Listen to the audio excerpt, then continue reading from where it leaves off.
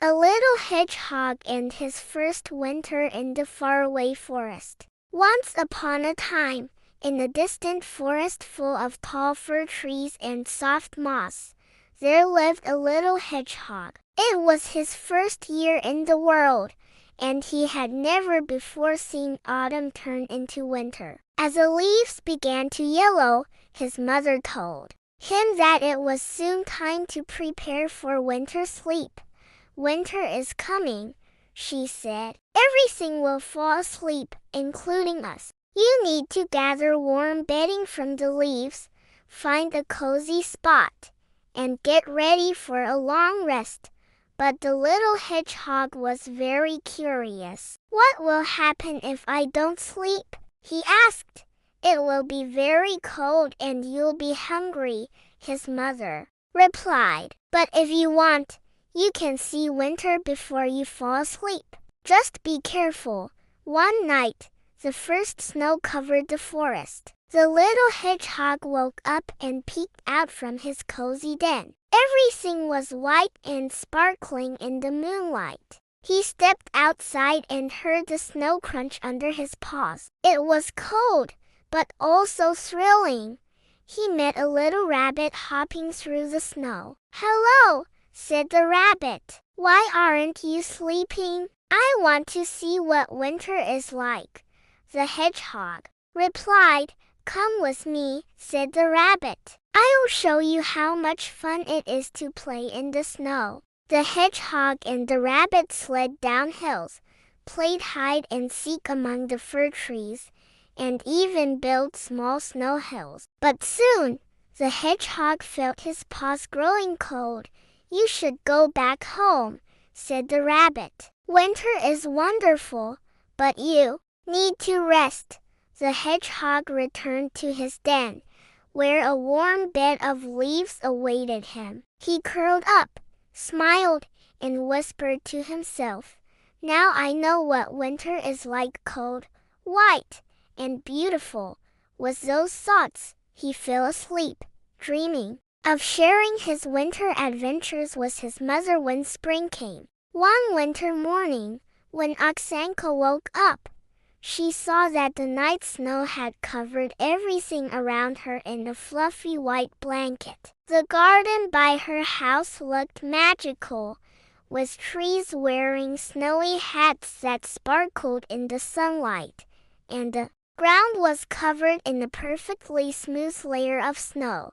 But soon, Oxanka noticed something strange. There were footprints in the snow. They started at the gate, circled around the bushes, and then led into the forest behind the house. "Who could have been walking here?" wondered Oxanka. She quickly put on her warm coat, hat, and gloves and ran outside to follow the footprints, eager to find out where they led. As she walked along, she tried to guess who had left them. Maybe a squirrel or a rabbit. The footprints led to a snowy forest where Oxanka spotted a squirrel jumping on a branch. But its tiny paws weren't the ones that made the footprints.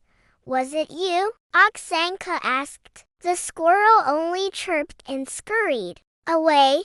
Next, Oxanka met a rabbit peeking out from behind a bush. "Did you leave these footprints?" she asked. The rabbit shook its head and hopped away, leaving behind different footprints. Oxanka continued along the trail and reached a small clearing where a little red scarf lay on the snow. She picked it up and looked around. "Whose scarf is this?" she asked quietly. Suddenly, she heard a faint sound. Carefully, she moved toward the bushes and saw a small fox trembling in the cold, looking very scared.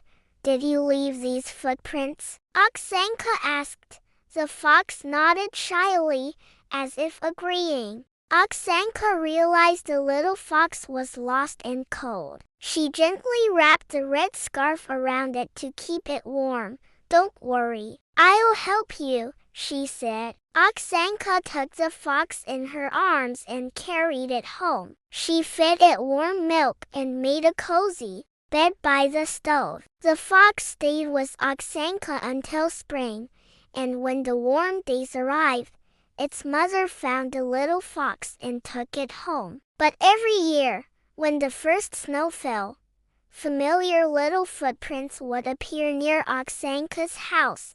Did you come to visit me, my little friend? Oxanka would smile, seeing the tracks in the snow. In a snowy forest by a small wooden house lived a playful puppy named Pucklick. He was always running around the house, chasing his tail, and dreaming of finding a real friend to play with in the snow.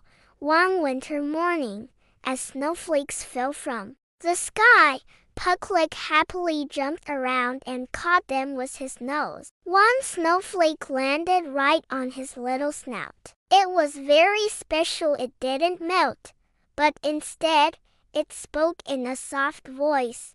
"Hello, I'm a snowflake."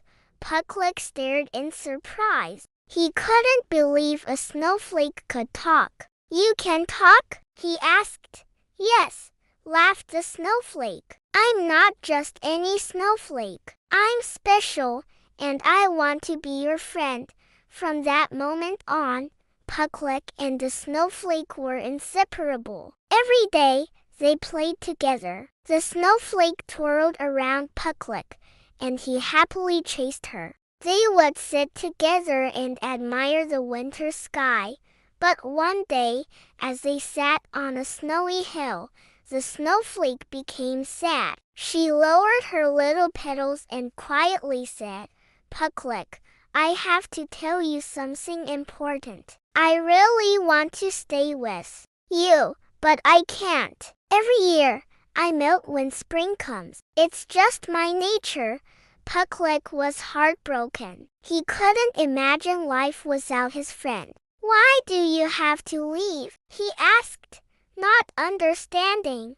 "It's part of winter," explained the snowflake. "And when the warmth comes, I disappear." "That's how it works." Determined to save his friend, Pucklick decided to do everything he could. He hurried to see the wise old owl who lived in the oak tree and asked, "Owl, I want my friend, the snowflake, to stay with me forever. Do you know how I can make that happen?" The owl thought for a long time, then said, "There is a way. You must find a silver flower that blooms only on the coldest nights. It can stop winter from leaving and allow the snowflake to stay with you." Pucklick knew the journey would be difficult, but he was determined. He set off through the snowy fields, passing forest creatures who played in the snow, and a deer who sang to the wind. All of them offered him cheerful words and advice, but no matter how hard he searched, he couldn't find the flower. Just when it seemed there was no hope, Pucklick stumbled upon a dark part of the forest where a small silver flower glowed softly, like a tiny star on the ground. Pucklick carefully picked one of its petals. "I want the snowflake to stay with me forever," he whispered. In that moment, magic happened. The snowflake that had been floating in the air descended gently and landed on Pucklick's paw. She didn't melt but remained cold and sparkling as before. "You've done it!" cried Pucklick joyfully. "Yes," said the snowflake. "Your friendship is truly special. I can stay with you now." But then the snowflake looked at the sky, where signs of spring were beginning to show. She softly said, "Pucklick, winter is ending. I must go, or there will be no snow next winter."